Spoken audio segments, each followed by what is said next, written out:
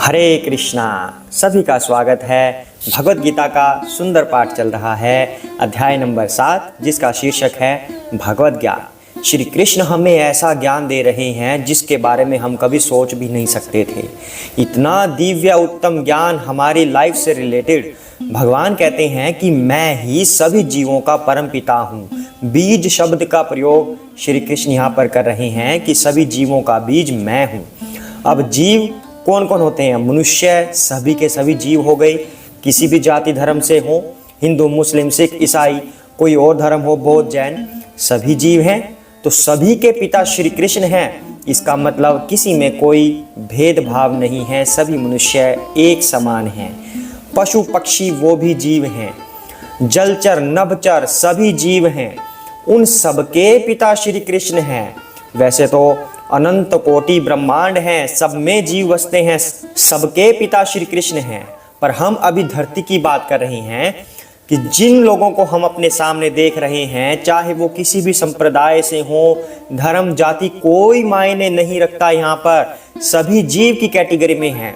सभी जीवों के पिता परम पिता श्री कृष्ण हैं। हमें उनकी शरण ग्रहण करनी चाहिए, ऐसा श्री कृष्ण यहाँ पर बता रहे हैं। आगे अब श्री कृष्ण इस संदर्भ में क्या कहेंगे, हम प्रभु की वंदना करने के बाद वो जानते हैं। हरे कृष्णा। ओम ज्ञानतिमिरान्धस्य ज्ञानाञ्जनशलाकया चक्षुरुन्मीलितं येन तस्मै श्री गुरुवे नमः। श्री कृष्ण चैतन्य प्रभु नित्यानंद श्री अद्वैत गदाधर श्रीवासादि गौर भक्त वृंदा। हरे कृष्णा कृष्णा कृष्णा हरे हरे, हरे राम राम राम हरे हरे।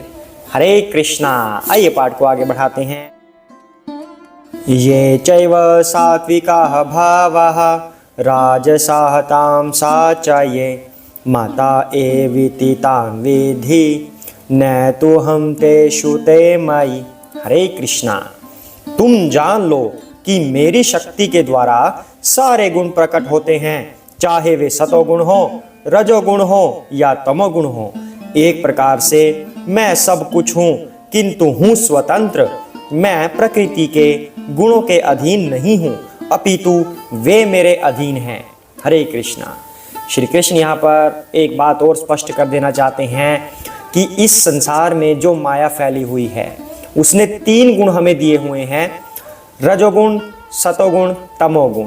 ये तीनों गुण भगवान ने बनाए हुए हैं, पर भगवान उनके अधीन नहीं हैं। ये तीनों हमें उलझा के रखते हैं। जिसके अंदर रजोगुण ज़्यादा हुआ, उसकी भोग लालसा बनी रहती है, मुझे ये भोग करना है, वो भोग करना है। जिसके अंदर तमोगुण ज़्यादा होता है, उसका नेचर विध्वंसक होता है, मांस मदिरा या ज़्यादा नींद लेना, इस तरह से तमोगुण वाला इंसान होता है। सतोगुण होता है जो अच्छे कार्य करता है, पाठ पूजा करता है, शुद्ध विचार रखता है, वो सतोगुण वाला व्यक्ति हो गया। लेकिन इसके भी गिरने की संभावना बनी रहती है रजोगुण में। इसलिए भगवान कहते हैं कि ये तीनों गुण ही इंसान को परेशान करते हैं। मैं इन तीनों गुणों के अधीन नहीं हूँ, मैं इनका भी स्वामी हूँ। अब 2 टर्म आती हैं, एक होता है गुणाधीन, दूसरा होता है गुणातीत। गुणाधीन कौन होता है? जो गुणों के अधीन होता है। जैसे कि हम हैं, हम इन तीनों गुणों के अधीन हैं। हमारे अंदर इनमें से कोई ना कोई गुण पाया जाता है या तीनों ही पाए जाते हैं। हम इनसे बच नहीं सकते इतनी आसानी से। मतलब भक्ति करेंगे तो बच जाएंगे, पर हम नॉर्मली इनसे बच नहीं सकते। हम गुणाधीन हैं। एक होता है गुणातीत, मतलब जो इन गुणों के अधीन नहीं है, इन तीनों गुणों से परे है, उसे कहते हैं गुणातीत। जो महान पुरुष होते हैं, महात्मा संत लोग होते हैं, वो गुणातीत हो सकते हैं।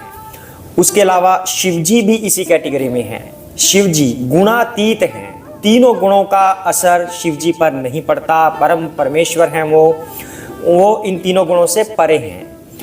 उसके बाद आता है गुणाधीश, जो गुणों के स्वामी हैं। तो श्री कृष्ण गुणाधीश हैं। श्री कृष्ण गुणातीत तो है ही, गुणों से परे हैं, लेकिन गुणाधीश भी हैं, क्योंकि वो इन तीनों गुणों के स्वामी हैं। इन्हीं के द्वारा ये 3 गुण बनाए हुए हैं, तो ये श्री कृष्ण को तंग नहीं कर सकते। यहां पर यही बात कह रहे हैं कि मैं इनसे स्वतंत्र हूं। आगे भगवान अब क्या कह रहे हैं, त्रिभि गुणमयः भावः एभिः सर्वमिदं जगत् मोहितं नाभिजानाति मामेभ्यः परमव्ययम्। हरे कृष्णा। तीनों गुण सतो रजो तथा तमो के द्वारा मोहग्रस्त यह सारा संसार मुझ गुणातीत तथा अविनाशी को नहीं जानता। हरे कृष्णा। तो भगवान अब कह रहे हैं कि मुझ गुणातीत को, जो ऐसा कि हमने पहले वाले श्लोक में भी किया कि भगवान गुणातीत भी हैं और भगवान गुणाधीश भी हैं। तो भगवान कहते हैं कि तीनों गुणों के द्वारा जो इंसान मोहग्रस्त रहते हैं वे मुझ गुणातीत को नहीं जानते। क्यों नहीं जानते? अब कृष्ण और हमारे बीच में लेयर्स होती हैं जो पर्दा डाल के रखती हैं। कौन कौन सी लेयर्स होती हैं? तमोगुण, रजोगुण, सतोगुण, 3 लेयर्स ये हो गई। उसके बाद एक लेयर और होती है माया, जो भगवान की अंतरंगा शक्ति होती है, योग माया। अगर कोई व्यक्ति भगवान की कृपा से इन तीनों गुणों से पार पा भी ले, तमोगुण से, रजोगुण से, सतोगुण से, इन तीनों को उन्होंने क्रॉस कर लिया, तब आगे फिर योग माया खड़ी है। तो योग माया इंसान को भगवान के दर्शन नहीं होने देते। अब कुछ लोग कटाक्ष कर देते हैं ना, कहाँ है तुम्हारे भगवान, दिखाओ कृष्णा कहाँ पर है, फोटो खींच के दिखाओ कृष्णा की। अरे भाई, जो इंसान रजो तमो सतो इन तीनों गुणों में उलझा हुआ है, जिसने अभी तक भक्ति ही नहीं की कि योग माया का पर्दा क्रॉस कर सके, वो भला श्री कृष्ण को क्या देख पाएगा। तो इस तरह के कटाक्ष मत कीजिए, आप लोग इसके अधिकारी नहीं हैं। जो कटाक्ष करते हैं, दिखाइए भगवान को। भगवान को आप तभी देख सकते हैं जब उनकी भक्ति की जाए।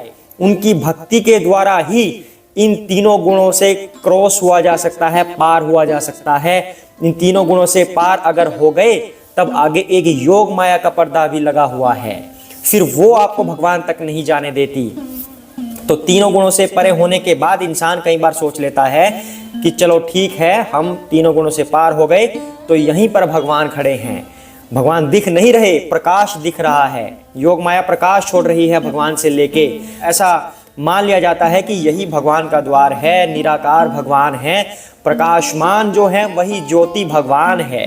तीनों गुणों से परे होने के बाद वहां तक कई बार मान लेते हैं कि यही भगवान है, क्योंकि वहां पर योग माया का पर्दा अभी भी लगा हुआ है, उसे पार नहीं किया गया। तो अगर उसको पार करना है, श्री कृष्ण को देखना है, तो श्री कृष्ण की भक्ति करके ही योग माया को हटाया जा सकता है। जब वो पर्दा हटेगा तब श्री कृष्ण के दर्शन होंगे। ये बात श्री कृष्ण इस श्लोक के माध्यम से स्पष्ट कर रहे हैं। तो इसके बारे में कोई बहस नहीं होनी चाहिए कि श्री कृष्ण क्यों नहीं दिखते, श्री कृष्ण हैं या नहीं हैं। जब तक आप भक्ति नहीं करेंगे तो ये 4 पर्दे आपके सामने से नहीं हटेंगे, और जब तक ये पर्दे नहीं हटेंगे तब तक आप चक्कर लगाते जाएंगे, कभी उस गुरु के पास, कभी उस गुरु के पास, सो कॉल्ड गुरु, सही गुरु नहीं। कभी वो गुरु आपको कुछ बताएगा, कभी वो गुरु कुछ बताएगा, अलग अलग नियम बताएंगे, पर भगवान तक आप पहुंच ही नहीं पाते जब तक आप इन 4 पर्दों को दूर नहीं करते। भगवान ने यहाँ पर 3 बता रखे हैं, आगे भगवान चौथा भी बताएंगे, योग माया वाला। हरे कृष्णा। तो आज के लिए हम यहीं तक करेंगे। इसके ऊपर हमें मंथन करना है कि भगवान से हमारा मिलाप कैसे हो, भगवान को हम कैसे देख सकते हैं, इन गुणों से परे कैसे हुआ जा सकता है। अब जो भगवान ने यहाँ पर बताया है, बहिरंगा शक्ति के बारे में बताया है। ये जो 3 गुण हैं, ये भगवान की बहिरंगा शक्ति है। अंतरंगा शक्ति का भगवान नेक्स्ट श्लोक में बताएंगे, तब हम उसको जानेंगे। आज हम इन्हीं श्लोकों पर मंथन करते हैं। हरे कृष्णा। जय श्री कृष्ण चैतन्य प्रभु नित्यानंदा, श्री अद्वैत गदाधर श्री बसादि गौर भक्त वृंदा। हरे कृष्ण कृष्ण कृष्ण हरे हरे, हरे राम राम राम हरे हरे। हरे कृष्ण।